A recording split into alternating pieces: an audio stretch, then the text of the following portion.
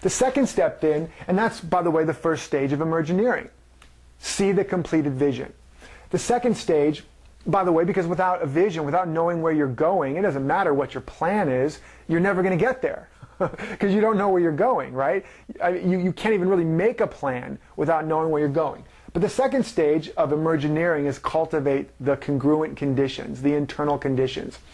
And this is important. I just threw this in here as part of this planning process because one of the reasons why we struggle with this is that we may tap into a vision, we may catch a vision of our life and of what's possible, but vibrationally we're not living there.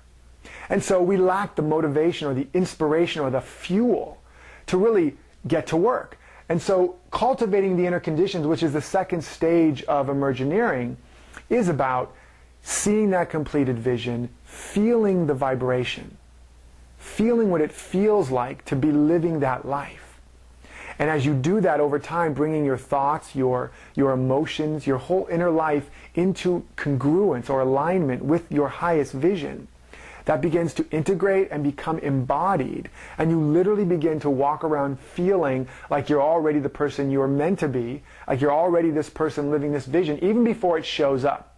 And so the value of doing this as part of your planning work, to take the time to cultivate that vibration, to do that morning meditation that we've been talking about, and really be in that vibrational state, is it's going to fuel you, and it's going to create more receptivity to the vision.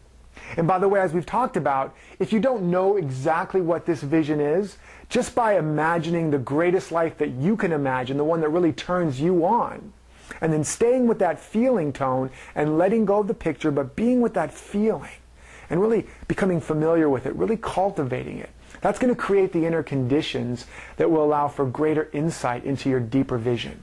Because that vibration, even though it's attached to a picture that you might be making up, that feeling tone of joy and abundance and expansion and possibility, that's your real self. That's your true nature. That is your true vision speaking to you.